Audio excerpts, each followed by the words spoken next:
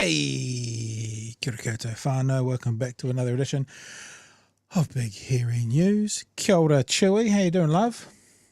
Kia ora, Pat. I am doing well. What's going on in your world? Anything exciting happening? How's the dog? Dog as well. Not so much exciting, but certainly at work today we had some electricians working on some of the lighting in the store, and it just meant that for about half the afternoon we were at chill vibes level of lighting. Yep. And it was really nice. Like, if shops are too bright, man. Maybe it's me just pinging ADD all the time. I was sitting back of the shop going, this is nice. This Smoking. is chill.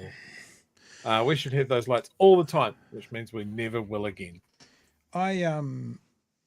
Working at, I've done lots of work, like as a student and stuff, especially working in retail and working for petrol stations. And it always felt in those shifts, if there was anything that broke up the day-to-day norm, it felt like a really casual day at work. Even if it was something like, there was a power outage and actually made your job harder, just the change from that day-to-day grind always felt like they say it's changes because of the holiday. I don't know if I believe that, but that vibe of doing something a bit differently for a day makes the rest of the week feel a bit normy and that day feeling a bit special. Yeah, just it's fun to just like when the electrician put the lights back on, we all just went boo, boo, boo that man.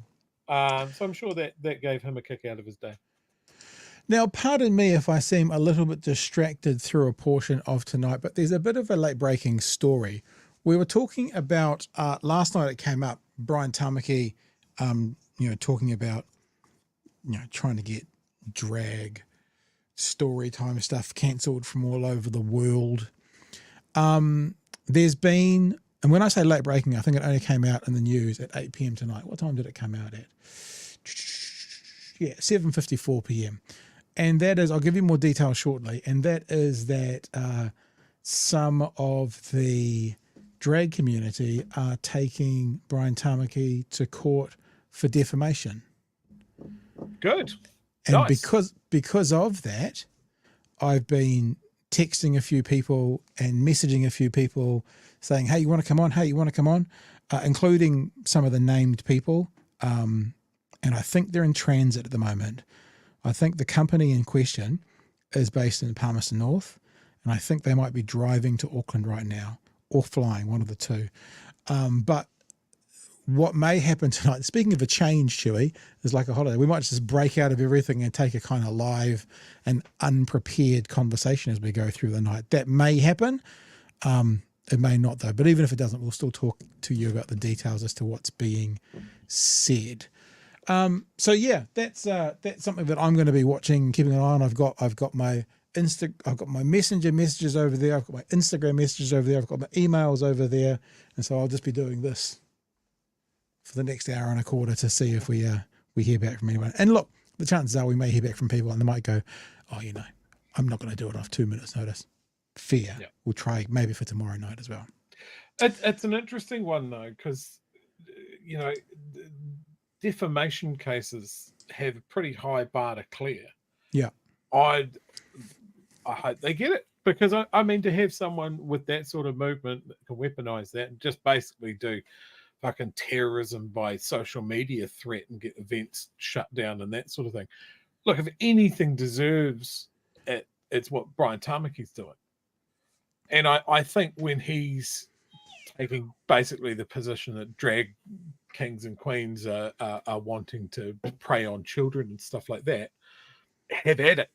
Definitely defamation. Go for it. Can I ask you a question then? Sure. I'm not trying to both sides the issue, that's what I'm about. But the words you just used about pressure and getting things cancelled, we were pretty happy to see pressure and getting things cancelled for Julian Batchelor. Yep. Now, I'm actually comfortable with going, I'm inconsistent, and my inconsistency is falling on the side of right. Do you know what I mean? But is there a way to talk this through and go, people go, I disagree with what you're saying, but I'll defend your right to say it. But if we're in a situation where we are doing exactly the same thing as we're criticizing them doing, what do we do? How do we approach that? Like I said, I'm okay. Look, I'll take the label of hypocrite. And the reason I'll take the label as hypocrite is because I feel like I'm falling on the side of right. You know, I'm on the right side of history for the things I'm fighting for. You're on the wrong side of history. So I feel like there can be some inconsistencies there. We can put our hand up and go, yes, I know it might appear inconsistent, but the thing that is consistent is fighting for right. That's the consistency. And sometimes within that consistency, you activate differently. You know what I mean? What do you think?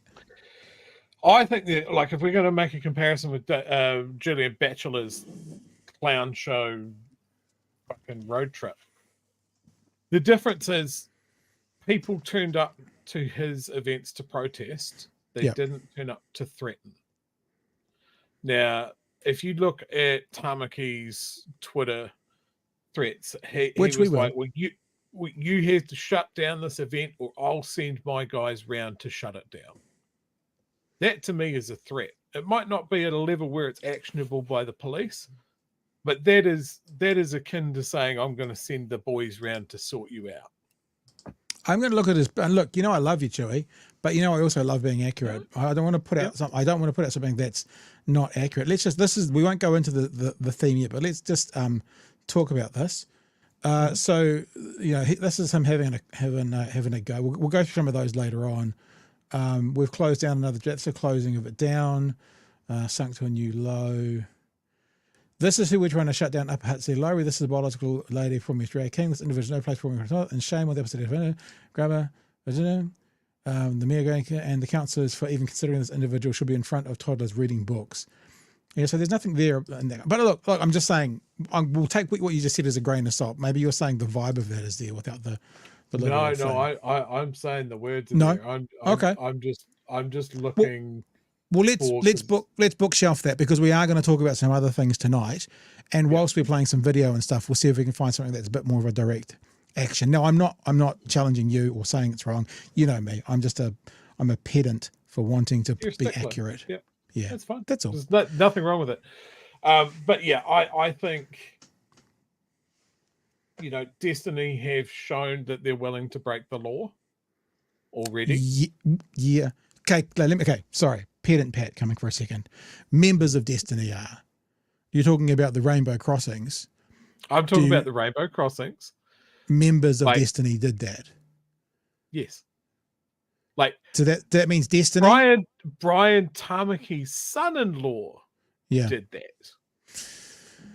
I mean, this is the thing. One of the things I'm going to say tonight. Saying that there's distance between.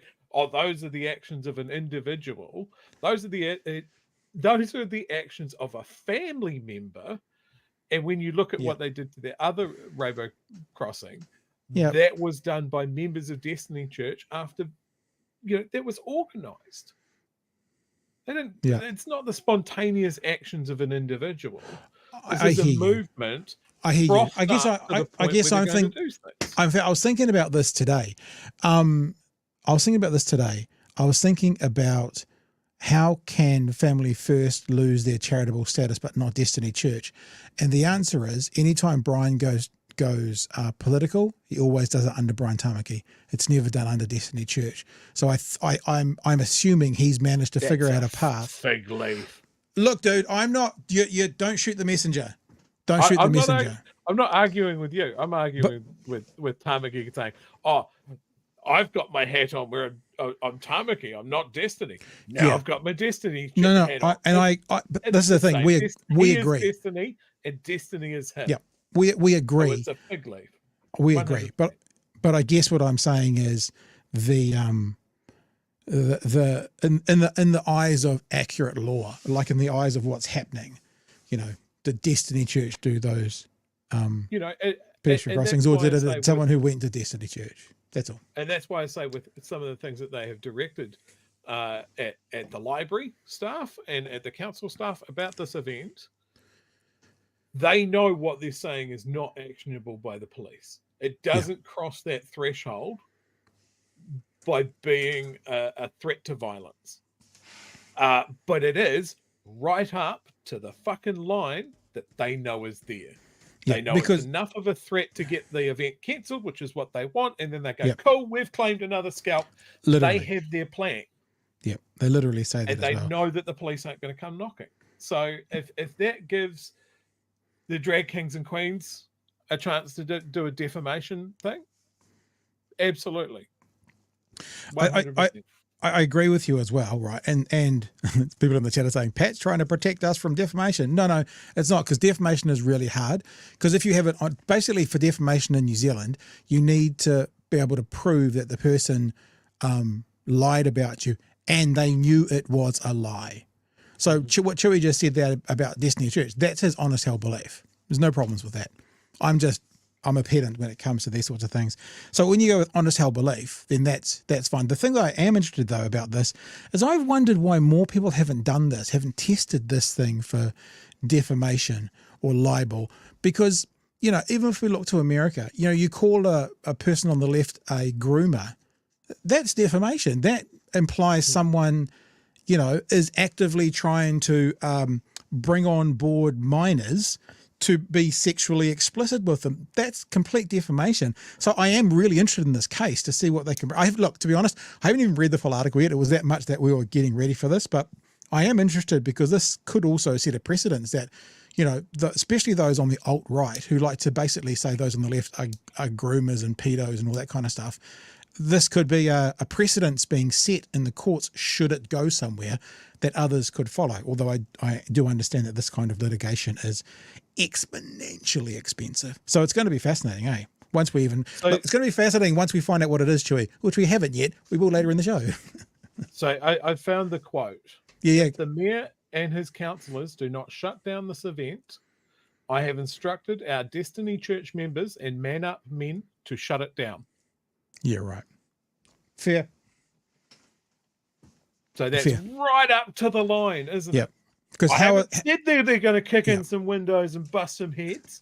How are these men going to shut it down? These big men, these big scary men from South Auckland, perhaps other parts of the country, going to come and shut this down. Yeah. No. Fair. See, this is almost like journalism, where we check our sources. And look, you know, we're not arguing. We both agree on this.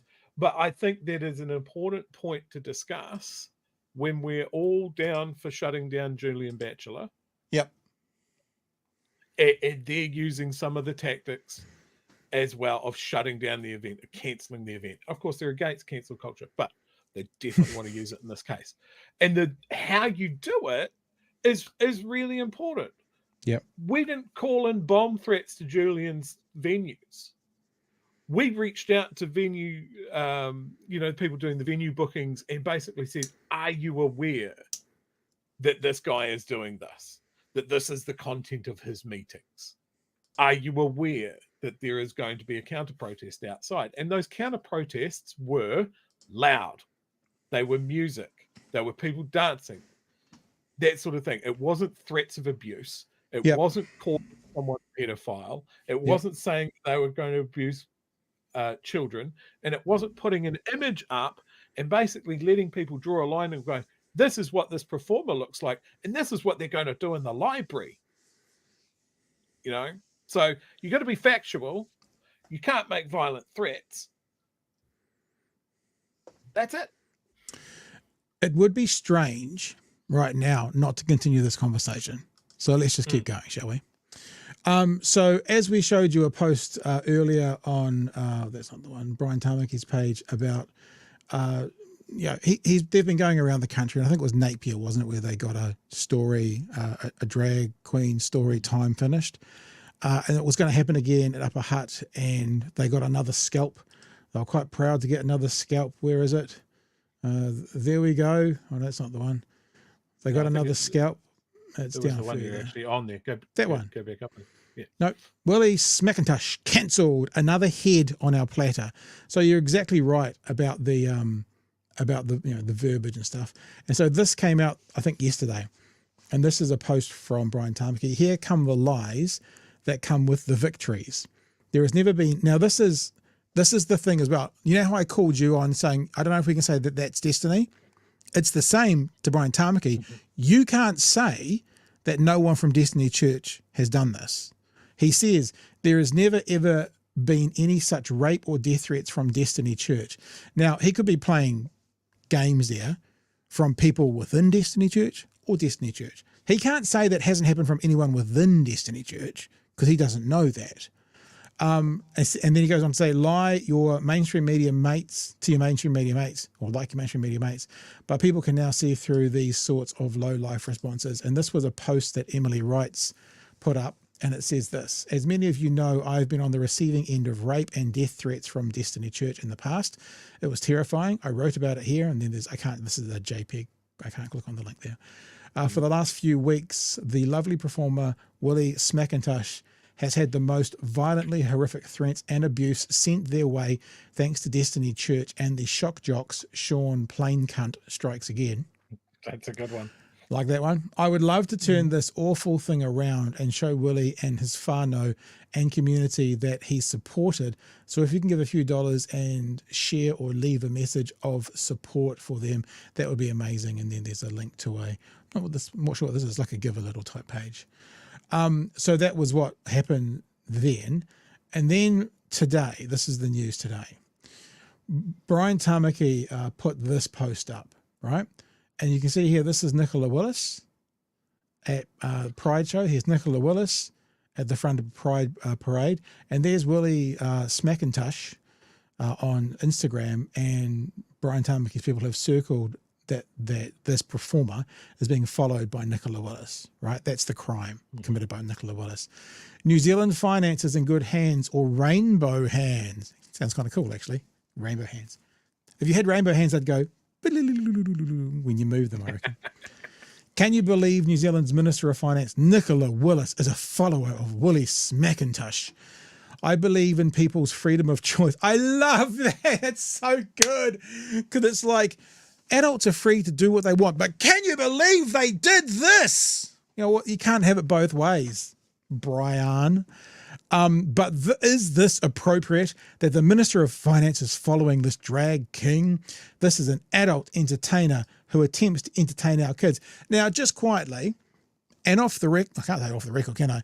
And an honest held question, are we going to find out at some stage that Brian Tamaki was following someone committing crimes against children?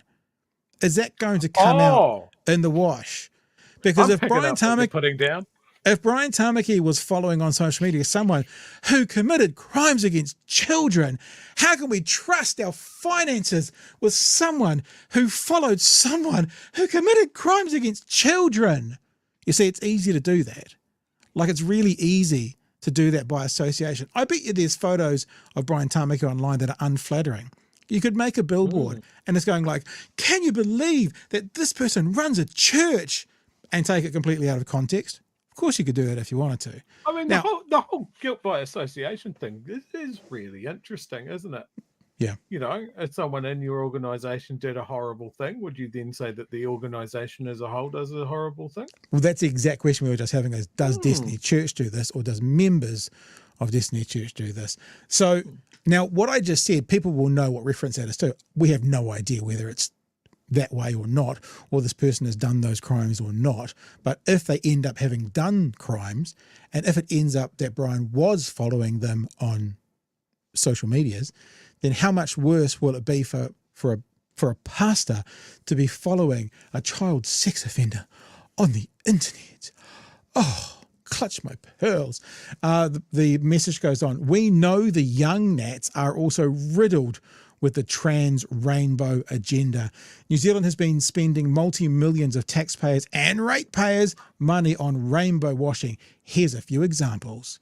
2019, an extra $3 million for transgender sex change surgeries. 2021, $4 million funding for the rainbow mental health. 2022, an extra $2 million for rainbow and intersex health services.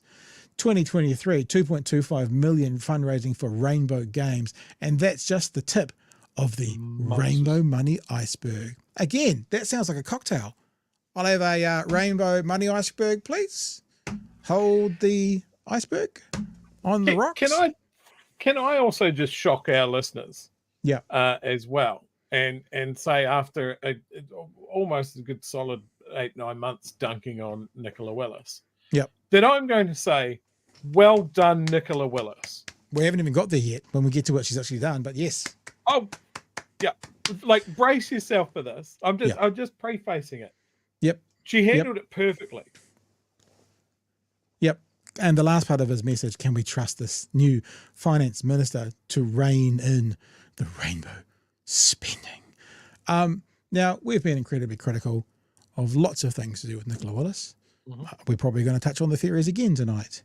But as we always say, if it's worth giving credit to, it's worth giving credit to. Her response directly to Brian: no need to be jealous, Brian. I'll follow you on Instagram too, if you'll give lipstick and boas a go. It's so good. Now, this is also what it means to be ratioed. Brian Tamaki's had 53 comments and 54 retweets. That comment from Nicola, 224 comments and 91 retweets. That is the definition of being ratioed. Now, let's go into it. Now, obviously, many of them are Brian's flock and flock adjacent, but plenty of support in there. Not a good reply, Nicola, yada, yada. Thank you, Nicola, yada, yada. This just not going to age well. Shame on you. And I'm assuming that's going to Brian. I think it's to Brian or to Nicola. I can't actually tell the difference. No, I think that's to Nicola. Okay. You tell him this is a really bad take for a politician. Your response is truly shocking. Credit where credit is due. AJ. G'day, AJ, if you're out there at the moment, follows our stuff. So there you go. So there's a mix of it in there. Geez, read the room. You know, it goes, brilliant reply. Oh, Maria's in the room. Maria follows some of our stuff as well. Hello, family. We're bringing all these people together that are out there on the internet doing fun stuff. So yeah, and that is all happening, Chewy. And then at 8 o'clock tonight, we get this story. Drag Queen story time. Destiny Church leader Brian Tamaki faces defamation action from Coco and Erica Flash. Destiny Church leader Brian Tamaki is facing defamation action from drag performers Coco and Erica Flash, whose storytime events the church attempted to stop. Entertainment company House of Flash, got it, Limited, along with performers Sunita Torrance and Daniel Lockett, said they would file proceedings against Tamaki and other church members at the Auckland High Court tomorrow. Now, Sunita is the person I've been messaging with, who seems to be travelling at the moment as we speak. As well as defamation claims, they said they would be claiming breach of contract. The breach of contract claims relate to the cancellation of shows they were booked to perform, allegedly due to Tamaki and Destiny Church members. They said they would also file claims of conspiring or conspiracy to injure and unlawful means conspiracy. Now, conspiring to injure, Chewy, if there's evidence that they have, I would assume through things like social media, DMs, private messages, that there have been credible threats made by, let's be honest, as we said earlier, it's never going to come from the Destiny Church main page, but from a plethora of Destiny Church members. That will be interesting. The conspiracy claims related to allegations Tamaki and other church members published, quote, disinformation and hatred against House of Flash, Torrance and Lockett. They claim material Tamaki and church members published was designed to injure the legitimate business interests of House of Flash.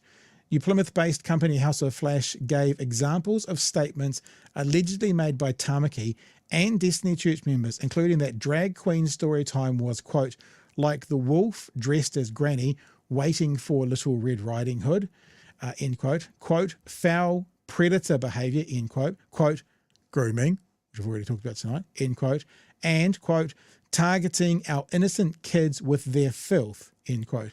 A spokesperson. Maybe the emphasis there is wrong. Targeting innocent kids with their filth. Right, instead of our filth. It's different when we target innocent kids with our filth. Yeah. A spokeswoman for Tamaki and Destiny Church said they would not comment until tomorrow. There's more. It's only got one paragraph. I'll keep reading it. It follows another event slated for Upper Hutt Library this Thursday being cancelled after a campaign by Destiny Church to have it shut down. Tamaki called on Upper Hutt Mayor Wayne Guppy. Is it Guppy or Guppy? Oh, it's Guppy. It's a G. Guppy. To cancel the event, warning, quote, if the mayor and his councillors do not shut this event down, I have instructed our Destiny Church members and Man Up men to shut it down. Chewy, credit. members from the church and protest group, the Freedom and Rights Coalition. Sorry. Do we need to explain irony? The Freedom and Rights Coalition wanting to censor free speech. The Freedom and, am I reading that right? Members of the church and protest group, the Freedom and Rights Coalition.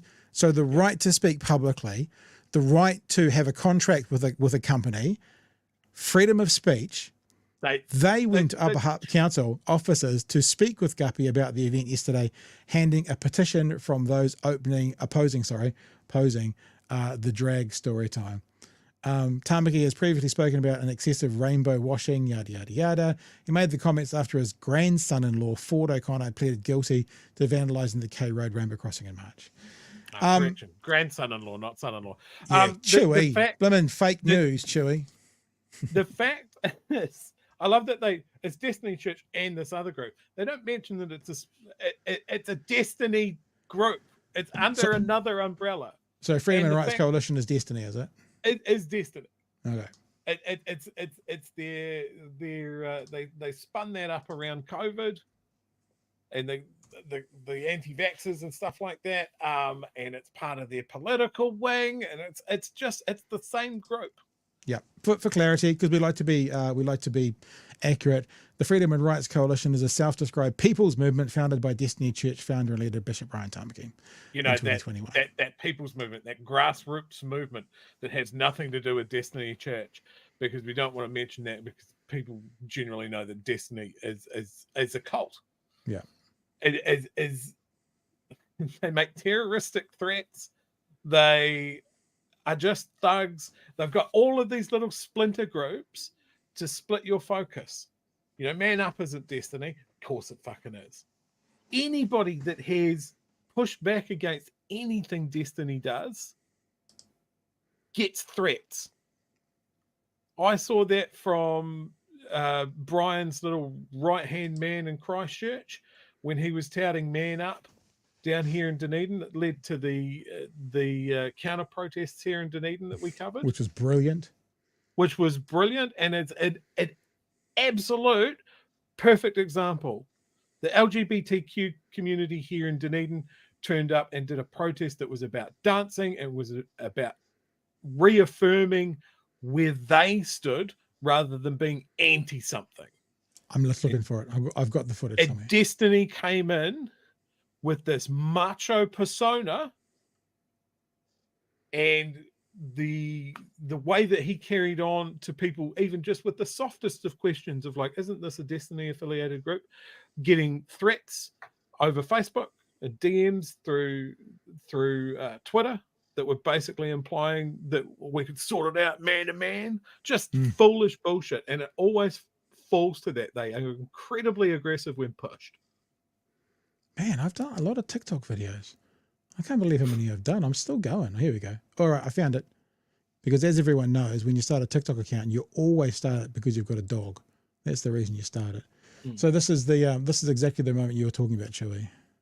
We'll be there Friday night. We're having a meeting there Friday night. So that's a Destiny people. About 20 of them, 15 of them. Protest, march, stand on the Saturday. There's the counter protest. I'm going to church because yes, I am a Christian. Please don't hate me for that. I hate my We don't hate you because you're a Christian. We hate you because you're a fuckwit. Isn't that fair? That's why we hate you. Like, it's not they don't hate it. They're ignoring him, pointedly ignoring him, which is a great thing. I exchanged words for him, just as a private citizen. Oh yeah. And he didn't like it. He didn't like what I had to say. So I guess that comes somehow under the Freedom and Rights Coalition sort of thing. But yes, the fact that they're called the Freedom and Rights Coalition or fuckwits, and that they weren't instantly crushed under an amount of irony that would put the weight of the sun to shame.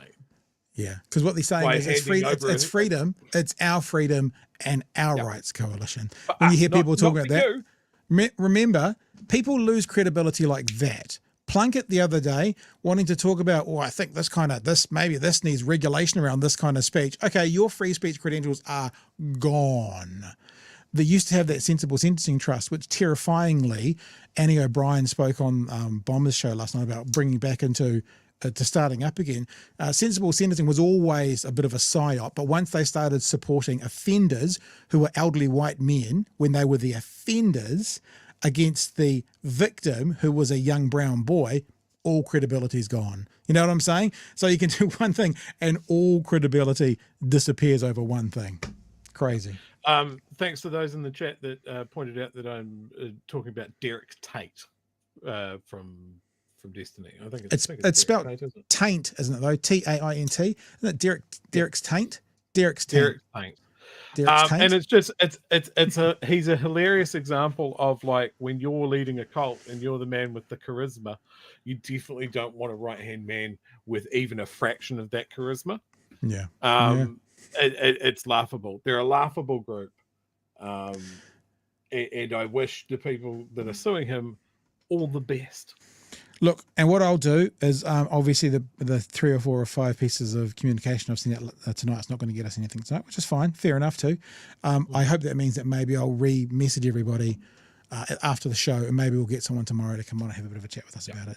I think there's something going on at 11 tomorrow morning. Calvin Morgan messaged me about it as well, and I think there might be something going on tomorrow morning. They speaking outside the High Court in the morning at 11 a.m. So I don't know. I'll ask them if I can either get them on live tomorrow night or maybe a pre-record after lunchtime tomorrow and see what we can do. We'll just try and figure it out. But anyway, crazy times, and there are a bunch of chats and super chats in there that we better go through because I think that they are to do with what we're talking about. Chat here from Campbell. Thank you for the $8.99. It's very generous. My job is a bit wobbly at the moment given bald head Humpty Dumpty. Bald-headed Humpty Dumpty? Isn't Humpty Dumpty bald-headed already? Or does he have a little bit of hair? I think Humpty Dumpty's completely hairless. No, I think so. I think the bald... I mean, I'm fine. Talking about Luxon. Is the implication that Luxon is completely hairless? I'm fine like over-explaining, but just Humpty Dumpty probably would have done. Or White Grimace. You go that way as well. Refusing to rule out selling off Kiwi Rail. Fun. Yeah, that's a bit of a sucky thing. Kiwi Bird, $2 super chat because Kiwi Bird is late. Alex, $2 super chat because he's late for some reason. Peter, thank you for the super chat. Tamaki must be confronted head on, which should be easy because he calls himself a bishop and therefore can only move diagonally. Well done. Very good. Well done there, man. Yeah, that's a ding. Another late fee one from Gareth here for $3.50. Thank you for that. And Brian Tamaki is an anagram for I am a bit rank. Is it really? Oh, chat, you were dropping bombs. Yeah, that's pretty good if it like is. It's Guernica. Well done. Wooming says Tamaki's thugs attacked pro-trans counter-protesters on the same day as the Posey Parker rally last year. They physically assaulted people. Yeah, that's the whole thing as well around the motorbike hitting Martimer as well, remember? Yeah. So yeah, it's not... And look, this goes hand in hand with the image that they want to portray. That ultra masculine, gang-like persona will encourage thug-like behavior. Yeah. Like it's a recipe. That's what they want to put out into the world. Yeah. So even if they don't spell out that we're going to go to the library and fucking kick people over, the threat is implied. Yeah. We will stop it. Does that mean by any means necessary? Well, we will stop it. Can't say that because I know how far I can go. Campbell says something interesting because this is true. Destiny Church just jumps on a trend to get popular. Bunch of numpties, because this is, I'm not saying he hasn't tried to be New Zealand's moral police for a long time, but the whole kind of rainbow storytime trans community, that's fairly new for Brian Tamaki. So yeah, I hear what you're saying, Campbell. Wouldn't surprise me either. Mr. Arvid speaks of Nicola Willis, extremely rare for Nicola Willis. Yeah, maybe so, but like we say, if it's worth congratulating, we will congratulate it. Well done, Nicola Willis. We look up to your response to Brian Tamaki. Gold says, how do we get Destiny and any charities linked to it struck off the charities registry? I don't know. I don't have time to do that, Gold, but if other people want to investigate it. I mean, like I said, I think he's probably, if he's not smart enough, his lawyers are probably smart enough to go, how do we not end up like Family First? And it's like, well, you just got to make sure all your political stuff is well separated from anything officially Destiny. And I think he probably does that, but go find it out. JK, is that JK? It is JK. Brian Tamaki responds to sex abuse allegations involving banned youth leader accused of molesting teenagers, May 2024. Yeah, I mean, he says nothing to do with him. I guess we'll just have to wait. It'll all come out in the wash. And Nick says because he was feeling guilty that he was late too. Thank you for the super chat. Yours, Chewy. You just poked my memory a little bit there. I did not poke you. Hey, no, stop. I did not poke you. We don't have that kind of relationship. No poking happened. There was someone else affiliated with Destiny that was involved in a dodgy sex case. Oh. That when we were talking about the case involving friend of the show Dudley. I'm sure of that. The only thing I can think of to do with that was that elderly sir, the knight person. Yeah, but someone was involved with making the bribes to make it go away. I will find out who I'm talking about. You can go and do some research. This is because we're such a professional outfit. We do our prep live on the show. You watch us prep for the next story. Seriously, you should go prep for that while we're talking to people and talking about it live. And there's just so people have got the final thing. There's your photo of Nicola and Brian. Brian going, I'm really tough. That's what he's doing there. I'm really tough, says Mr. Tamaki. I refuse to use the B word, Mr. Tamaki. Growing up in the Catholic Church, if anyone out there grew up in the Catholic Church, you'll understand why I refuse to use the B word. It doesn't quite work. The self-anointed B word. Okay. Have you got anything to add to that, Chewy, or should we just keep on trucking? No, it's the guy had a weird name. He hung out with Brian and Hannah Tamaki. His name wasn't Tryon Bamaki, was it? No, it wasn't Tryon Bamaki. No. Oh, I'll think on it. It'll come to me. You know, we could never work in mainstream media anymore. Not that we're going to, but do you imagine this amount of piss taking and honest held belief would ever get past any kind of managers at any kind of mainstream media outlet? I think not. Chat, you got me. Rachel, Jevon, which was a great name. Jevon, that's him. Are you searching live? You can search live. I am searching live. Okay, we're watching Chewy think right now. This is brilliant. Credit to Cliff, he said it first. Okay, yeah. we can all partake of the pie. Oh gosh, I don't know about that, Nicola. Pat could chew Brian up in an interview. The funniest things about interviews. Do you want to know something funny, Chewy? I'll be straight up with people, because you know how I said last night, that conversation we had last night about the Welsh minority language should be seen by everybody.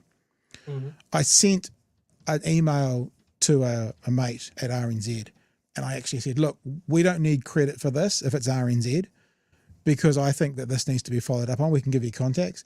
And the response was, that's a really interesting angle. And I'm just like, mainstream media, you never go one step deeper. Just, of course, it's obvious. A government, their attitude towards a minority Indigenous language, what do other governments do to their minority Indigenous languages? So, but hopefully that means you might see it, a bit more on RNZ. He talked about passing it on to Spin-Off, which I kind of, I don't know if I like giving free things to Spin-Off. They don't want to. They've rejected us. We then go give them free stuff. No, they can give us credit. If Spin-Off does it, make them to give us credit. You guys can do whatever you want with it, because you're the public broadcaster. Have I padded for long enough? Yeah, you have padded enough. Okay, there we go. So this is the story that we are talking about. Political figure, trial prominent businessman loses name suppression. Reading. This is so good. Here we go. So this guy, Jevon, was basically sent out to bribe people to give evidence in favor of this prominent man who was a sex abuser. Who paid them? And do we have all our facts here? That's the other question for you. We've got the article right in front of us here. So let's read the article. Yeah, we're doing it live. At the business's high court trial, he gave evidence about his decision to hire PR firm Galter and Associates, run by Hamish Jevon Galter. So sorry. No, pause, because we're going halfway through it. He gave evidence. Who's the he? This guy, Jevon. Okay, Hamish so at Jevon. the High Court trial, Jevon gave evidence about his decision. Okay. He gave evidence about, at the businessman's High Court trial, the businessman gave evidence about his decision to hire PR firm Galter and Associates, run by Hamish Jevon Galter, based on a reputation of the high-profile political figure. Okay. So that was the businessman as a high-profile political figure. No, I think that means Brian. Oh, okay. He told the court that he wanted the PR firm to manage the reputational damage to himself and his business interests after he claimed he'd heard a complainant was intended to sell his story to an Australian media outlet. Prosecution said that that's not credible. Galter repeatedly mentioned the political figure's name in his evidence. During his evidence, Galter neither confirmed nor denied the political figure's involvement in the conspiracy to influence the victim. So the accusation is the political figure is Tamaki? Because I mean, I wouldn't classify him as a political figure, but is that what the implication is? That's what I'll freely admit that's what I'm reading into it. Okay, but there they are together. Okay, so there are links there. Okay, so I just find that interesting. If you're so close to so many dodgy, sexy things. Maybe. Mind you, it is a lovely scarf he was wearing, so I understand he's so sexy. It's like Trump. If all of your friends end up being pedophiles, and you go, all of these pedophiles, they're just everywhere. No, dude, they're just around you. If 40 out of the 44 members of your cabinet are around and saying they will not endorse you or vote for you, 40 out of 44 of the people you worked with in the last administration when you were president have either denounced you, confirmed they wouldn't be voting for you, or refused to say, then you're probably the problem. If everyone around you is going to jail, then probably you're the problem. Probably. Hasn't this been a fun and well-organised tangent? Yeah. Yeah. And now we're done. Are we done? We're done now. We've done that. So last night we talked about the One News poll. We kind of talked about not talking about it because it's a bit of a waste of time, to be really honest, talking about how many seats. And I believe Mikey Sherman said something like, which gives them the right to continue to have a mandate. It's like, no, just because the right bloc has got enough to hypothetically make a new government, that doesn't continue to give them the right.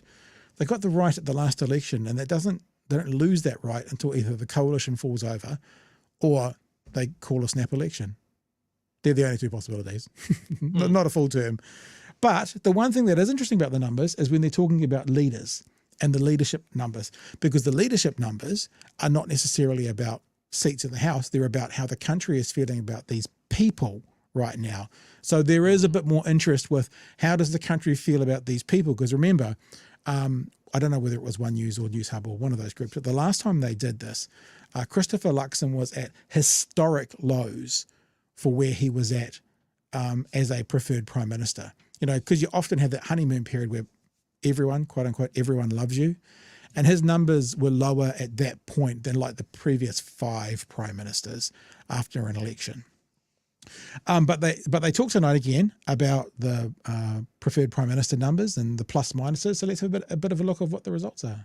How are you? They hold the 2 most prominent roles in New Zealand politics, but... Was that Chippy and the horse? Those two, they hold them, is it? I would vote for Chippy and the horse. Those two. They hold the 2 most prominent. Look at this tiny wee horse. The tiny horse. Look at my tiny wee horse. Or Chippy's had a real growth spurt. Could be that as well. Giant Chippy. Normal size horse. New Zealand politics, but do voters think they're hitting the mark? Well, that one made a mess of the country, put it into the crap. Prefer him to that prick. They've both got very different jobs. In our poll, we asked voters to rate them. 40% approve of the job Christopher Luxon is doing. That's not terrible. It's not good, but it's not terrible. But doing as Prime Minister, but 45% disapprove. Approve minus disapprove gives him a rating of -5. For Chris Hipkins, nearly half approve of the job he's doing as opposition leader, while just over a third disapprove, giving him a rating of 13. Now, we can keep going, but you know the next part of the conversation is putting the microphone in front of the people and them all going, well, polls don't really matter now. But I'm interested in talking to this. This is really the crux of the conversation, to be honest with you. I think whilst it means nothing in the kind of the broader picture of government, of passing legislation, of all that, it is fascinating to see like a freshly won election putting together policies and legislation that the right bloc in general should love, and he's still so unpopular. He's still a -5. And look, even if you get the -5, he's behind Chris Hipkins on approval ratings, just 40 to 47, even if you look at that. The opposition, the former Prime Minister, 6 months, 8 months into a new term, is 7 points ahead of you in the approved stats. It's got to be gutting. No matter what you say, it's got to be gutting. And look, I think I'm going to sort of echo what some in the chat are saying. What's Chippy actually been doing? Like, he's not getting a fraction of the press that Luxon is. He got a big bump when he came on here. I wonder how much we got credit for that. Yeah. That's scientific. You can just fucking link that. Don't look it up. But I think this is just the thing with Luxon is he doesn't come off authentic no matter what persona or mask he's putting on. Yeah. He's tried most recently the tough, decisive leader of we're doing boot camps and I don't care what you think. Some leaders can pull that off. He can't. Yeah. He's trying to be relatable. He can't do that either. If I ran into him, I don't know what his real personality is. Is it? It can't be this, can it? Vicky says that's a good way of looking at it as well. Vicky, 18 points ahead because 13 minus 5, there's 18 between them. I wonder of the 45% disapprove for Mr. Luxon, I predict 44% of those people went there and stayed there when he said, I want to get all my aces in their places. I reckon they all went then, and since then they've never come back. That's what my prediction is.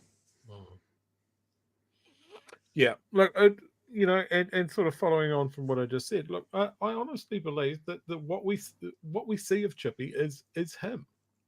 He does come off as authentic. When we hit him on the show the other week, I thought we got a very candid Chris Hipkins. We just straight up asked him, are there lessons to be learned from the election? And he pretty much just copped to the fact that yes, there are. Yeah, we fucked up in a more political way. yeah. But it felt honest though, even though the language was, of course, it was a politician language. It felt authentic. Now, if Luxon wants to convince him that we are getting the true, authentic Luxon, we've had the leader of the opposition on. Maybe we could have the leader of the country on. If he's not too busy. I often write down questions to ask people. I've got a pretty big file for Luxon now. That'd be fun. Thanks for coming on the show, Chris. Right, question 1. Hang on. I got to go back 7 pages to get to my first question. Yeah. Right, here we go. Yeah. I mean, I think remember that all of this talk, as I think fair as it is, and especially when it comes to criticism of Luxon and how the country's doing, all of those things being equal, they still get to make whatever policy they want. Yeah. So actually, that's why these polls really don't mean anything, especially the ones about seats in the House. These ones now show us the country doesn't like this dude, but 8 months ago they hated Jacinda more. Enough of them hated Jacinda more that they put in a guy that they fucking hate. I mean, think about that. I mean, we're going to play a bit from Bomber shortly, and he talks about rat fucking. Are they rat fucking the public service enough? It's kind of that's sort of the response that that the country gave to Labor. It's like, see this guy, this bald guy? He's the worst fucking choice ever. We hate him, and we're going to vote for him and get you guys out. So before I came on the show tonight, like I'd had people mentioning that the latest last week tonight with John Oliver was quite brilliant. pertinent. I urge people to go and hunt out that latest episode because he's talking about the upcoming UK election, and he spends a lot of time on what the Tories did over there for austerity because the books weren't looking too good, and what they did was they cut.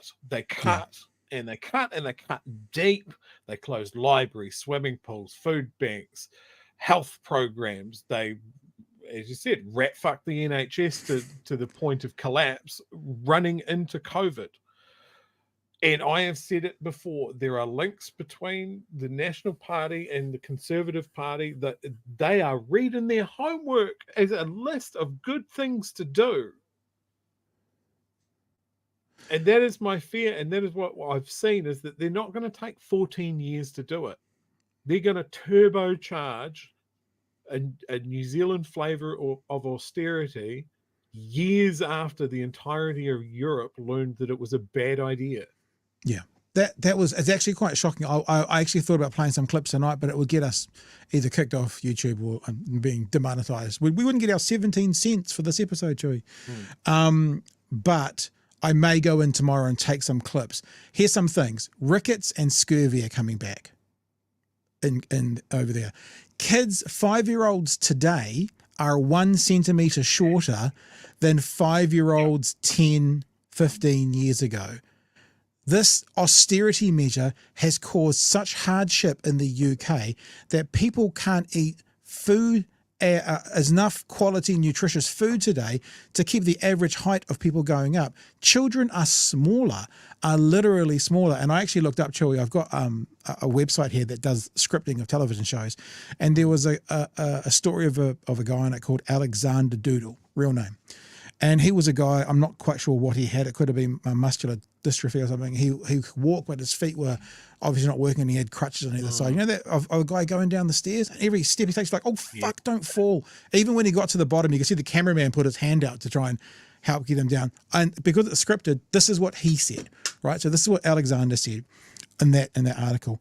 It just feels like every area has been infected by cuts.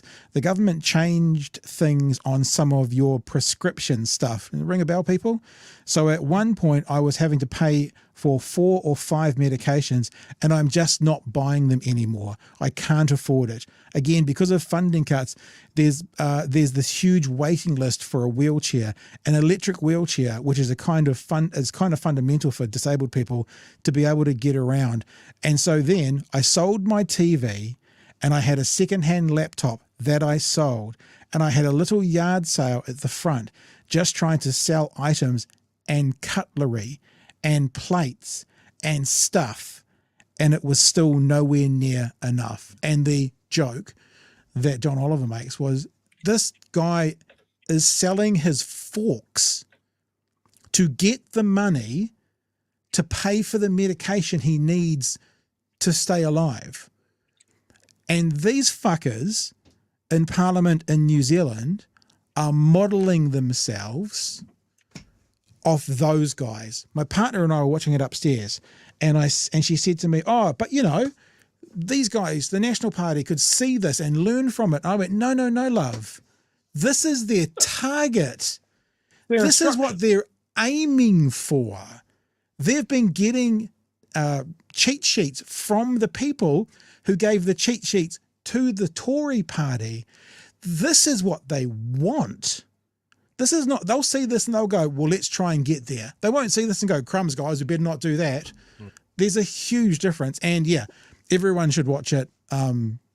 Find it illegally. Just Google it. Last week tonight, you'll find it's really worth watching.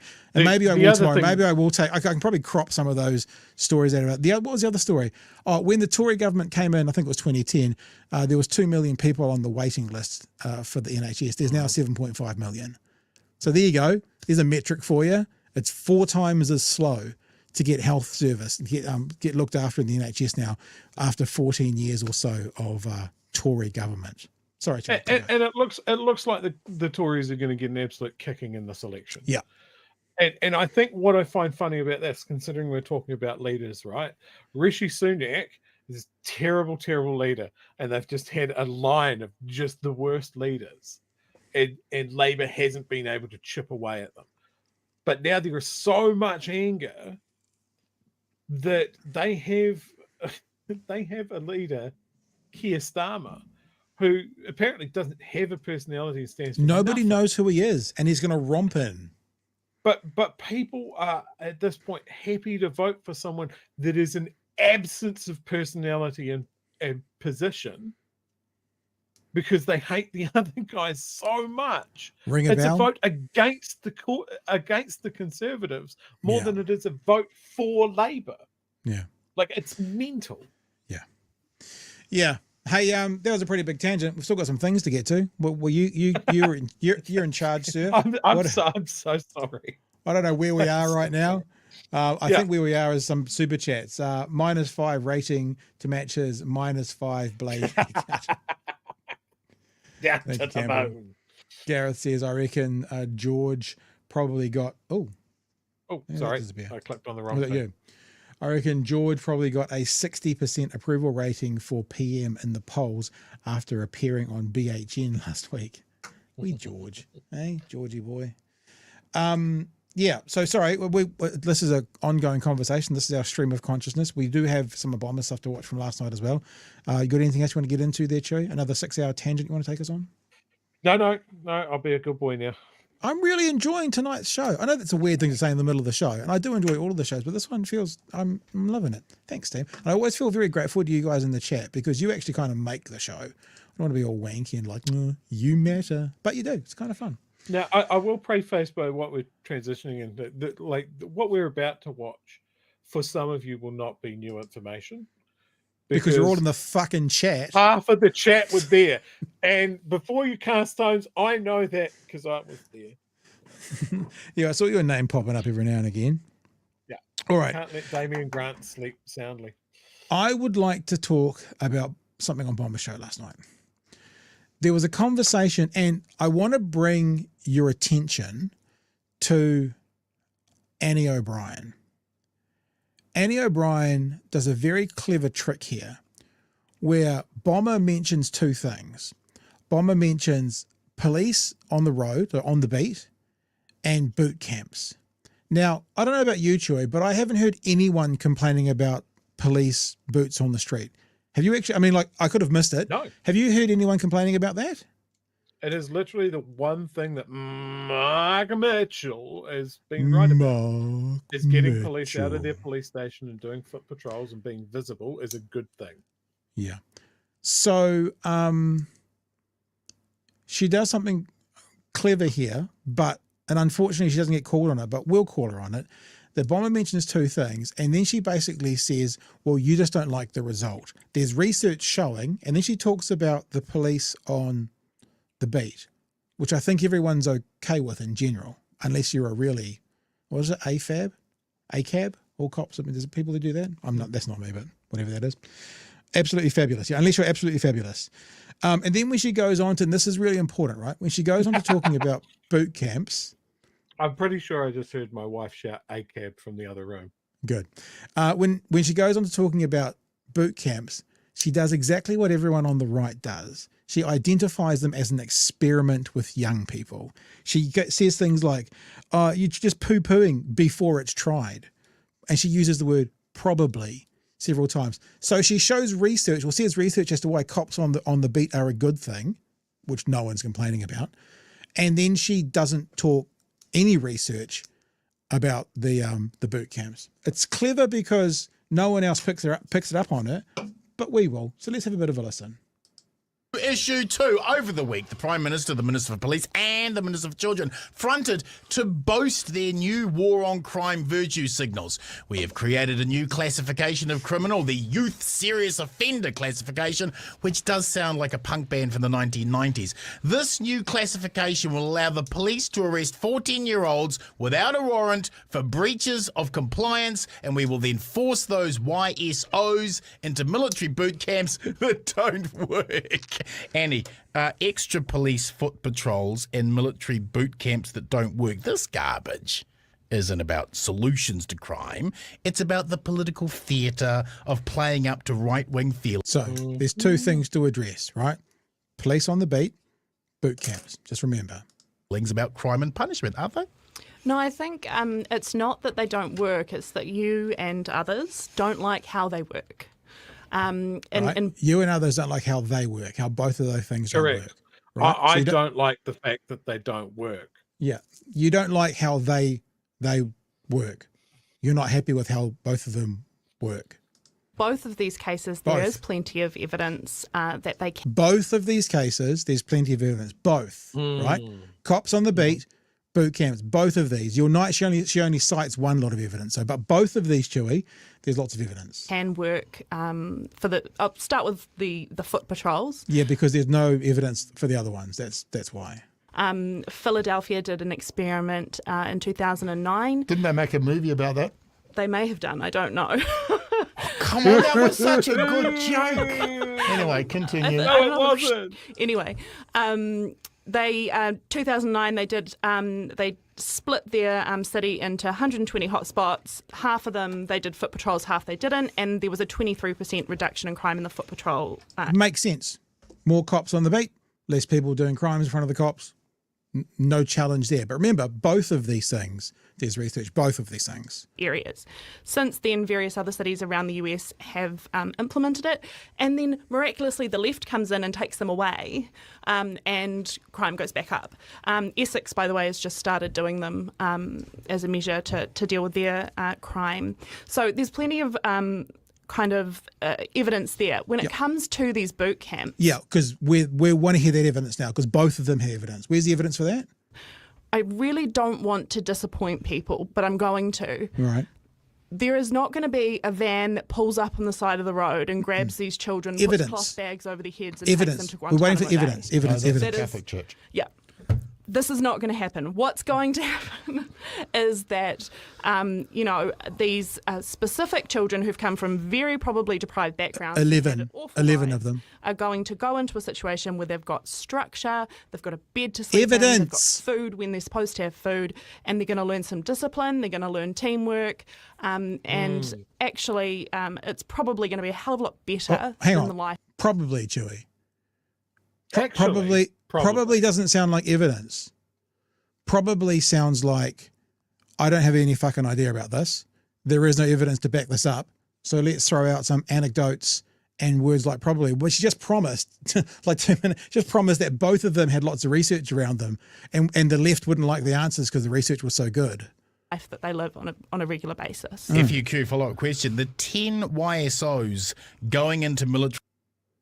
These specific children who've come from very probably deprived backgrounds, have had awful lives, are going to go into a situation where they've got structure, they've got a bed to sleep in, they've got food when they're supposed to have food, and they're going to learn some discipline, they're going to learn teamwork, and actually it's probably going to be a hell of a lot better than the life that they live on a regular basis. FUQ follow-up question. The 10 YSOs going into military boot camps now will each cost, you ready for it, Damian? Love them, $500,000 fucking dollars. The Oranga Tamariki staff who oversaw the fight clubs that were exposed inside OT youth prisons last year were given 2 weeks training. Just wouldn't it be cheaper to properly fund staffing at these youth prisons rather than spend $5 million on a political virtue signal that isn't going to work? Thoughts? You've just said that you don't have faith in those same OT people to do these boot camps. Either way, it's the same. It's the military people. who are running the boot camps. It's not OT. No, it's a collaboration with both. Yeah, they take them there. No, they are part of the entire process, but it's still the same people. So I guess the answer to that is, do we defund OT and have it privately run? No, yes. that's just sorry, I don't mean to interrupt, but I'm still waiting on the research for the boot camp. So we heard that yet, Chewy? Because Bomber's going to share some research that said boot camps have been tried twice. When it got tried for the first time in the 90s, there was a 94% recidivist rate. Tried second time with John Key, there was an 83% recidivist rate.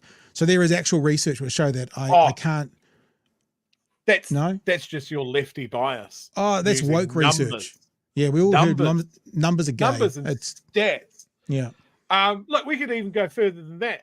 Like, if you want to talk about what these kids need is structure, and discipline and a place to sleep and a meal when they should be having meals. We did that before, long ago. It was called Borstal.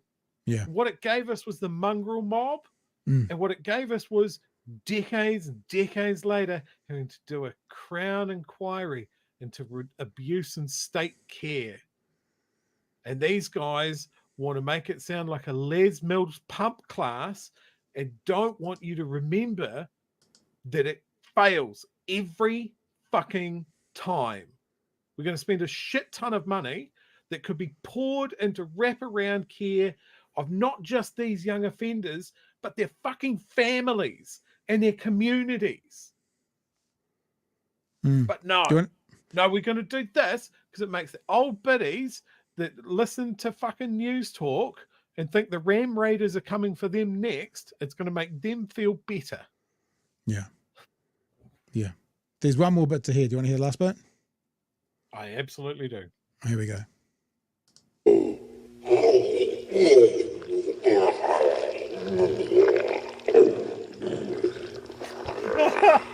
Picha huanki chubaka. Colorado kamawalpa. Yeah, I didn't quite get the last part there. I'm not quite sure what was going on there, but something got mixed up in translation. I've never been so upset to have surround sound headphones. That was dreadful. Sorry. Do that to me again. Sorry. Oh, look, it's very clear that I think that police on the beat can actually help. Of course, they can help. I mean, we've just had that tragedy in Dunedin. I don't know if you've been through the bus hub recently, True, but it's like the kids have graffitied the wall. There's tagging all over the wall where the young fellow was stabbed, and it's brilliant because it's all messages. It's heartbreaking. I was with one of my kids driving through it the other day, this 17-year-old, and she was like, "It's going to be so sad when they paint over it." And I was like, "Oh." So it's not like beautiful graffiti. It's like tagging and stuff with his name and love hearts and miss you, bro, and this kind of stuff. And I'm like, shit, that's true. It's going to be devastating. And if they had police on the beat regularly, chance of that happening go down. So no one disagrees with that. What we all disagree with, though, is the boot camp. Sorry, Cherry, you go. So a couple of things about that. One of the biggest problems with the bus hub here in Dunedin is that the police weren't visible. They had private security guards because people had been reporting problems. The police could have responded at that point, but no, it's armor guard, cell phone in hand, vape in the other, watching. Part of the thing about police walking the beat, as they did with their little bobby hats, and it's all like, let's go back into the past. One of the things about that is it makes them visible, it makes them approachable. Yeah. And it deters crime. Yeah. And we're all about deterrence. We've always been talking about you don't want the ambulance at the bottom of the hill. You want a fence before you get there. That is what police on the beat are. Police can't do that if they're understaffed. And we can't have fully staffed police if we're not paying them properly and they're fucking off to Australia. Yeah. Some of these guys are so painfully close to getting this, but not aware of how they're chipping away at the solution themselves. It breaks my brain in half. The other thing I want to say here is about the memorial to the kid that got stabbed. Yeah. Is it would have been super easy to discourage kids from doing that. Would have been super easy to just buff out what they were writing on the wall instantly, because we can't have kids writing on walls. Naughty, bad. What I love about that is it gave a way for children affected by this to get those feelings out. And I'm glad that whoever was a part of that decision-making process to just let them do it, well done. Like, teenagers have enough problems getting their emotions out and verbalizing how they feel. And that's why we have the suicide stats that we have. That's why we have the events like we had here at the bus hub in Dunedin. We're talking about teenagers can't regulate their emotions like adults. And I think when we're talking about crime and punishment, this is something that gets overlooked as well. We look at what these kids do in the heat of the moment. We know kids don't have great decision-making processes. We know that they're risk takers. When you're just wired for it, you don't have the emotional maturity for it. But then when something bad happens, we try them as adults. Yeah. We want the punishment to be adult for adult type crimes like a murder. But they're not adults. They don't think like adults. They don't process these things like adults. And we certainly don't let them vote like adults. Yeah. So where is the answer? I put it to you that boot camps are not the answer. And the research shows that, Joey. You bring us back full fucking circle. There's this picture for you. You look at the money that they're pouring into these boot camps for these 10 kids. Where else could that money be put to make sure we don't get another 10 kids just like them? Yep. It doesn't get votes because it's not talking to the right crowd. Like I had someone in the chat of the working group last night when I was talking about this going, yeah, but you tell that to the victims, the families that get robbed and all of that sort of stuff. And of course, if you're a victim to something, of course you want someone to suffer. Of course you want punishment. That's a natural reaction. This person that put that to me suggested that someone would come in and assault my partner. How would I feel then? I would feel angry. I would want the death penalty. I want this person punished and hurt. But you can't make decisions like that from that emotional place. That is not a society built on justice. That's a society built on vengeance. Yep. I heard someone talking, always watching political commentary, talking about the reason they didn't agree with the death penalty in America is it is the most violent form of violence, and to try and stamp out violence within the state sanctioned most violent form of violence, and if we believe that, the fish rots from the head down, or that we use the examples of those put in front of us, and if our state is committing the most violent act in the most violent way, then your society is completely lost. Now, does that mean we're just wet bus ticket? No. But ultimately, 99.9% of people who go into prison come out again. What we should all want, even if we are, the victim of a crime, or we're aligned with the victim of a crime, whatever that crime is, ultimately, what we want is for that. I know this is easy to say and probably hard to do, Chewy, but if we're being honest, what we should want ultimately is when that person gets out, which will happen sometime, that they have the skills in place and the support around them that they never would do that thing again, that they serve their time, that they pay their penalty, and they come out better people. I know that sounds very rose tinted glasses Pollyanna, but surely, because you know what, that person that stole from you or beat you up or whatever and lives in your town, you might see them in 2 years when they're back out again. What do you want to happen then? You want them to be a functioning human being that's not going to do it again. I know, as I said, easy to say, hard to do, especially if you're a victim of crime or you're the family of a victim of crime. But I guess that's, sometimes being logical feels pretty cold-hearted, and very, like, research is cold-hearted.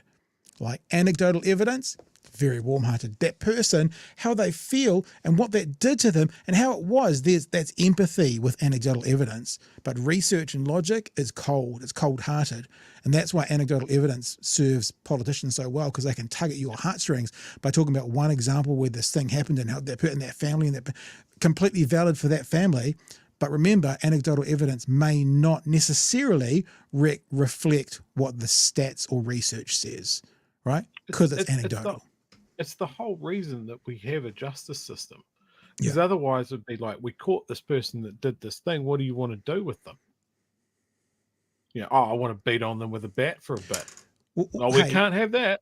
Let's do this, because this is actually the clip you asked for about boot camps. You were like, it's only 60 seconds, this last clip, talking of, what's that guy's name? That guy Grant? We normally introduce him a different way. He did two things.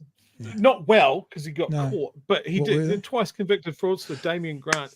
Here in this clip that you were about to see, this is amazing. Imagine that you're the captain of the Titanic, and instead of glancing that iceberg, you come about as close as you fucking can to not hitting it. I don't know if this analogy works. I'm already here. Why don't we just say he gets so close? Wait, he He's gets so close. It's what I tried to dress it up. It failed. I feel foolish. Play the clip.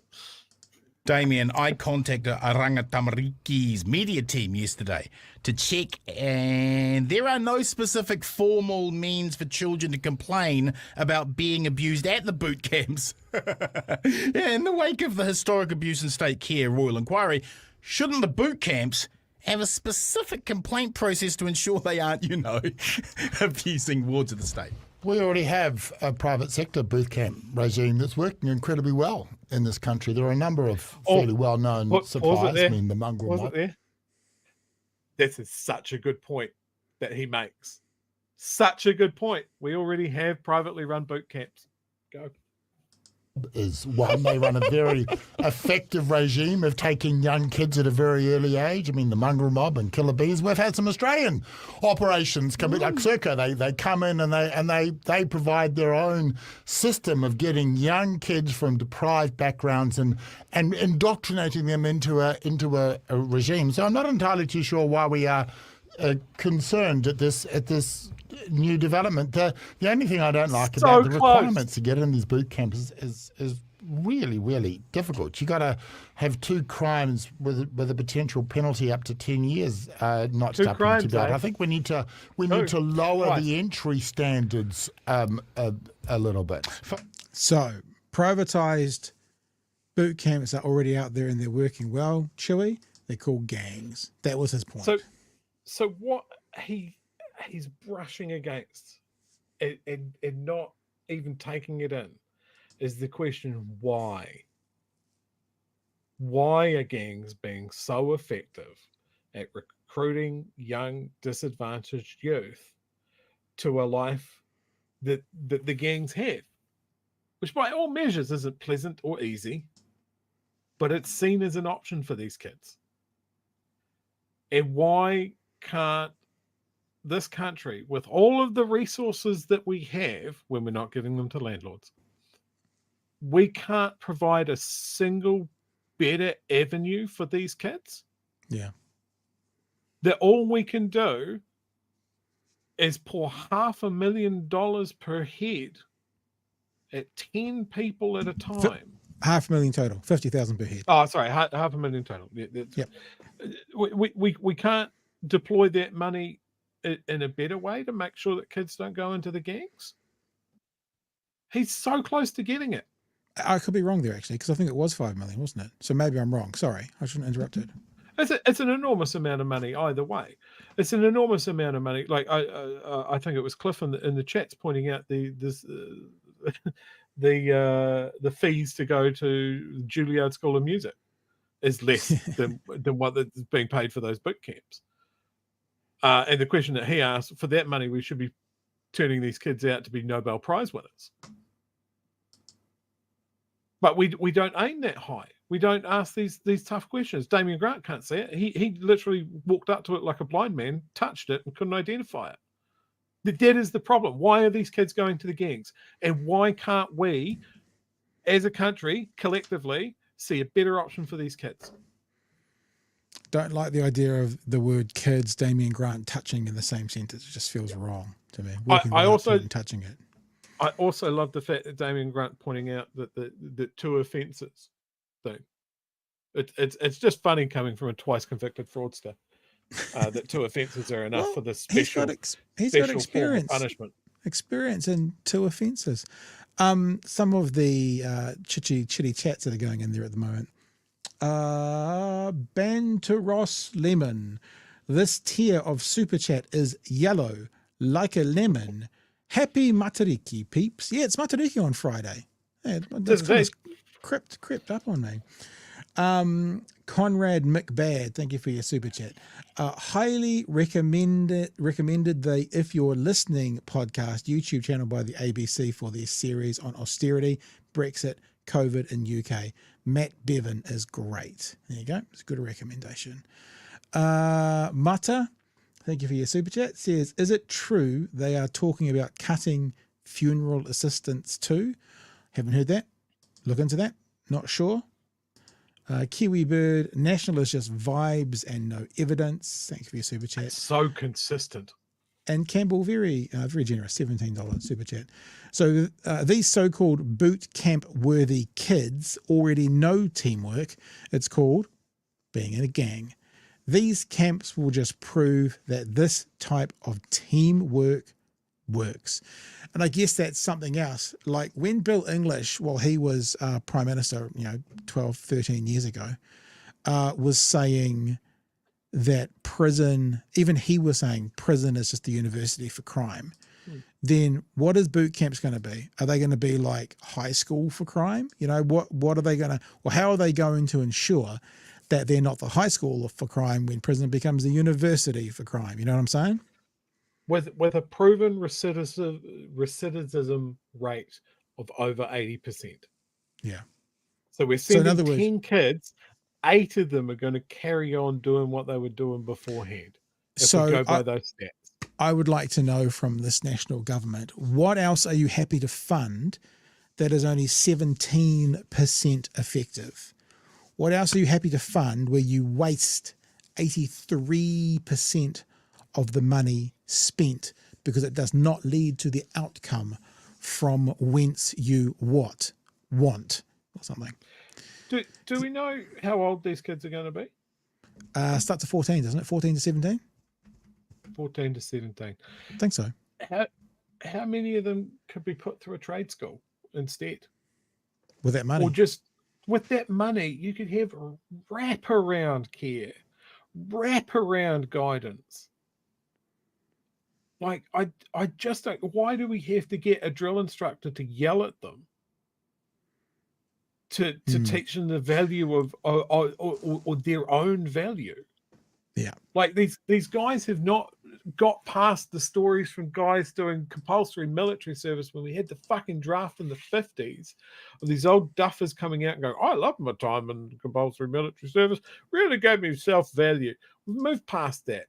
These kids, they don't feel like they're part of our society. They don't feel like they have worth. Let's give them that worth. That part of the idea is good. Thinking that an expensive boot camp is going to give them that self-worth when it's proven that it doesn't, that's what fucks me off. Yeah. And look, I'm someone that did military training throughout my teens. And I put a lot of value on that. It taught me a lot as a kid with not as much problems as these kids, but I had my problems. And I did my time in the cadet forces, and I did it by choice. And that's the fucking difference. As we wrap up the show, Rajan has just announced that Jamal Bowman lost his primary by 16 points. Jamal Bowman loses most expensive primary race ever. New York Congressman Jamal Bowman has lost a primary challenge according to projections in a closely watched race that exposed a bitter rift within the Democratic Party over the Israel-Gaza war. George Latimer, 70, entered the race at the urging of local Jewish leaders who were angry with Mr. Bowman over his vocal criticism of Israel. The former high school principal has accused Israel of genocide, which it denies, and repeatedly questioned the Biden administration's support of Israel's government. So that would be one more progressive down the toilet in Congress, I guess, Joey. It's a Democrat. It is a Democrat, but it is interesting to think. All right, now what's going to happen in November? What's going to happen in November? I feel like we might be done for the night, sir. Mm-hmm. How do you feel about that? Thank you for watching our well-structured and timed-to-the-minute show this Wednesday evening. You're all very beautiful. Pick up the news, big Harry style, keeping it loose. New Zealand, where the politics play, they bring the truth every single day.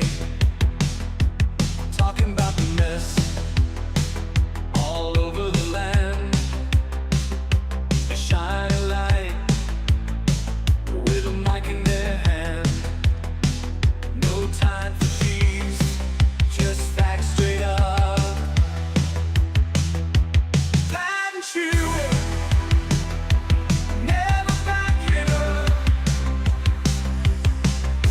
the cake to bluff, no place too far.